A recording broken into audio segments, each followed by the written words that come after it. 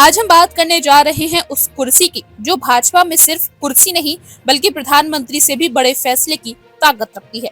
जी हाँ, हम बात कर रहे हैं भाजपा के राष्ट्रीय अध्यक्ष की कुर्सी। और उस कुर्सी पर कौन बैठेगा, ये इस वक्त इतना रहस्यमयी सवाल है कि इन दिनों नागपुर से ज्यादा दिल्ली में सिर खुजाए जा रहे हैं। नड्डा जी का अदृश्य विस्तार। सबसे पहले आते हैं जेपी नड्डा जी पर। अब ये वही व्यक्ति हैं जो पिछले कुछ सालों से भाजपा के राष्ट्रीय अध्यक्ष बने हुए हैं। कब से? अच्छा सवाल है। जनवरी 2024 में उनका कार्यकाल पूरा हुआ था। फिर अचानक एक दिन अखबार में छपी 2 लाइनें, जेपी नड्डा को 6 महीने का सेवा विस्तार। और फिर कुछ नहीं। न राष्ट्रीय कार्यकारिणी की बैठक हुई, न संसदीय बोर्ड ने कोई बड़ा ऐलान किया। जेपी नड्डा बस चलते रहो मोड़ में आ गए। संगठन भी देखते हैं मोड़ में चला गया। पहले भाजपा संविधान कहता था कि अध्यक्ष को सेवा विस्तार देने के लिए राष्ट्रीय कार्यकारिणी की सहमति चाहिए। अब कहते हैं कि संसदीय बोर्ड से चलेगा। पर मजे की बात तो ये है कि संसदीय बोर्ड की कोई मीटिंग ही नहीं हुई। अब कोई कह रहा है कि उनका कार्यकाल तब तक जब तक अगला अध्यक्ष नहीं बनता। मतलब एक ऐसा वाक्य जो संविधान से ज्यादा शायरी जैसा लगता है। वो आए तो सही, फिर देखेंगे। प्रदेश अध्यक्ष का गेम।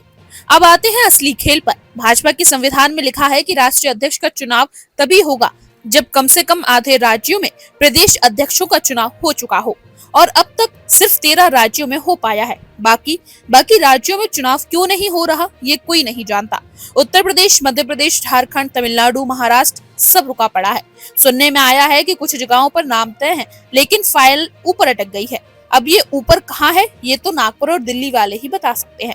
अब सोचिए, अगर प्रदेश अध्यक्ष ही नहीं चुन पाए तो राष्ट्रीय अध्यक्ष कैसे चुनेंगे? अरे भाई, पिछले साल अक्टूबर में एक कमेटी बनाई गई थी के लक्ष्मण की अध्यक्षता में। क्या काम था? राष्ट्रीय अध्यक्ष का चुनाव कराना।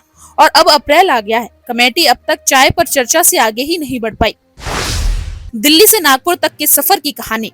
अब सुनिए असली ड्रामा। मोदी जी हाल ही में नागपुर गए, संघ मुख्यालय, वो भी ऐसे टाइम पर जब संगठन में सन्नाटा है और सबकी नजरें ऊपर वाले मतलब नागपुर वालों पर है। बताया जा रहा है कि वहां मोदी जी की मुलाकात हुई मोहन भागवत जी से, भैया जी जोशी से और बाकी कईयों से। बैठक लंबी चली और गॉसिप वालों का कहना है कि वहीं से तय हुआ अब राष्ट्रीय अध्यक्ष बदला जाएगा। लेकिन संघ की भाषा बड़ी खास होती है। वे बोलते हैं देश को एक संगठनात्मक दिशा में ले जाने की जरूरत है। मतलब नया अध्यक्ष आ सकता है, पर कौन है रेस में। अब आते हैं असली मजेदार हिस्से पर।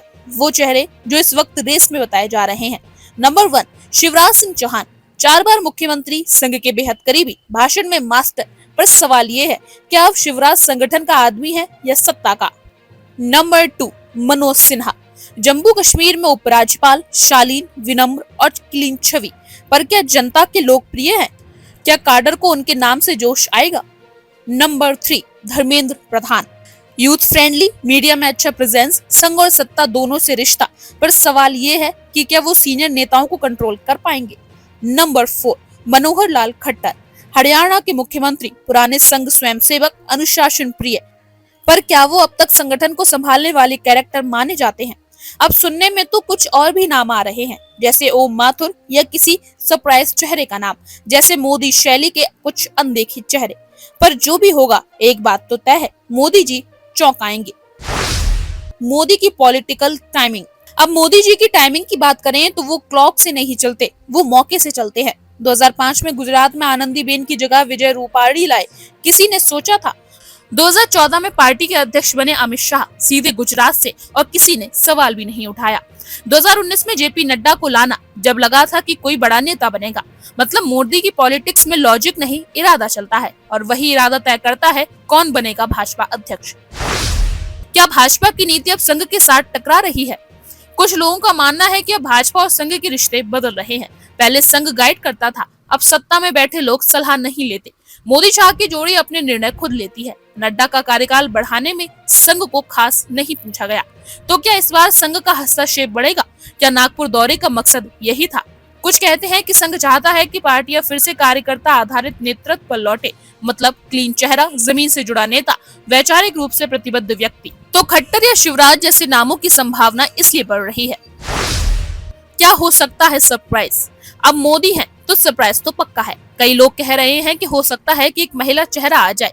कई कह रहे हैं कि किसी नॉर्थ ईस्ट से नेता को लाकर डाइवर्सिटी दिखाई जाए। कोई कह रहा है कि संगठन में बैठे पुराने नेता में से किसी का नाम लिया जाए। पर जो भी हो, एक बात तो तय है, नाम मीडिया से नहीं, मोदी की जेब से निकलेगा। तो साथियों, अब जब अप्रैल का तीसरा हफ्ता आ रहा है तो तैयार रहिए। भाजपा अध्यक्ष का चुनाव कोई सामान्य प्रक्रिया नहीं, बल्कि एक रणनीतिक चाल है। ये केवल पद नहीं है, ये 2029 की रणनीति की नींव है। जो भी अध्यक्ष बनेगा वही तय करेगा कि अगली बार नरेंद्र मोदी के बाद पार्टी की कमान किसके पास होगी। तो फिर इंतजार कीजिए उस दिन का, जब अचानक ट्विटर पर एक ब्रेकिंग आएगा, मोदी ने फिर चौंकाया, और आप और हम फिर से कहेंगे ये तो सोचा ही नहीं था। आज हम बात करने जा रहे हैं उस कुर्सी की जो भाजपा में सिर्फ कुर्सी नहीं बल्कि प्रधानमंत्री से भी बड़े फैसले की ताकत रखती है। जी हाँ, हम बात कर रहे हैं भाजपा के राष्ट्रीय अध्यक्ष की कुर्सी। और उस कुर्सी पर कौन बैठेगा, ये इस वक्त इतना रहस्यमयी सवाल है कि इन दिनों नागपुर से ज्यादा दिल्ली में सिर खुजाए जा रहे हैं। नड्डा जी का अदृश्य विस्तार। सबसे पहले आते हैं जेपी नड्डा जी पर। अब ये वही व्यक्ति हैं जो पिछले कुछ सालों से भाजपा के राष्ट्रीय अध्यक्ष बने हुए हैं। कब से? अच्छा सवाल है। जनवरी 2024 में उनका कार्यकाल पूरा हुआ था। फिर अचानक एक दिन अखबार में छपी 2 लाइनें, जेपी नड्डा को 6 महीने का सेवा विस्तार। और फिर कुछ नहीं, न राष्ट्रीय कार्यकारिणी की बैठक हुई, न संसदीय बोर्ड ने कोई बड़ा ऐलान किया। जेपी नड्डा बस चलते रहो मोड में आ गए। संगठन भी देखते हैं मोड में चला गया। पहले भाजपा संविधान कहता था कि अध्यक्ष को सेवा विस्तार देने के लिए राष्ट्रीय कार्यकारिणी की सहमति चाहिए। अब कहते हैं कि संसदीय बोर्ड से चलेगा। पर मजे की बात तो ये है कि संसदीय बोर्ड की कोई मीटिंग ही नहीं हुई। अब कोई कह रहा है कि उनका कार्यकाल तब तक जब तक अगला अध्यक्ष नहीं बनता। मतलब एक ऐसा वाक्य जो संविधान से ज्यादा शायरी जैसा लगता है। वो आए तो सही, फिर देखेंगे। प्रदेश अध्यक्ष का गेम। अब आते हैं असली खेल पर। भाजपा के संविधान में लिखा है कि राष्ट्रीय अध्यक्ष का चुनाव तभी होगा जब कम से कम आधे राज्यों में प्रदेश अध्यक्षों का चुनाव हो चुका हो, और अब तक सिर्फ 13 राज्यों में हो पाया है। बाकी राज्यों में चुनाव क्यों नहीं हो रहा, ये कोई नहीं जानता। उत्तर प्रदेश, मध्य प्रदेश, झारखंड, तमिलनाडु, महाराष्ट्र सब रुका पड़ा है। सुनने में आया है कि कुछ जगहों पर नाम तय है, लेकिन फाइल ऊपर अटक गई है। अब ये ऊपर कहाँ है, ये तो नागपुर और दिल्ली वाले ही बता सकते हैं। अब सोचिए, अगर प्रदेश अध्यक्ष ही नहीं चुन पाए तो राष्ट्रीय अध्यक्ष कैसे चुनेंगे? अरे भाई, पिछले साल अक्टूबर में एक कमेटी बनाई गई थी के लक्ष्मण की अध्यक्षता में। क्या काम था? राष्ट्रीय अध्यक्ष का चुनाव कराना। और अब अप्रैल आ गया है, कमेटी अब तक चाय पर चर्चा से आगे ही नहीं बढ़ पाई। दिल्ली से नागपुर तक के सफर की कहानी। अब सुनिए असली ड्रामा। मोदी जी हाल ही में नागपुर गए संघ मुख्यालय, वो भी ऐसे टाइम पर जब संगठन में सन्नाटा है और सबकी नजरें ऊपर वाले मतलब नागपुर वालों पर है। बताया जा रहा है कि वहां मोदी जी की मुलाकात हुई मोहन भागवत जी से, भैया जी जोशी से और बाकी कईयों से। बैठक लंबी चली और गॉसिप वालों का कहना है कि वहीं से तय हुआ अब राष्ट्रीय अध्यक्ष बदला जाएगा।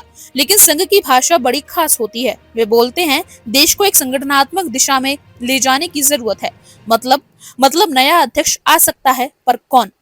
और आप हमसे जुड़े रहने के लिए सब्सक्राइब करें YouTube पर, फॉलो करें Twitter पर और लाइक करें Facebook पर। और ज्यादा जानकारी के लिए आपको टाइप करना होगा सिर्फ न्यूज़ नशा।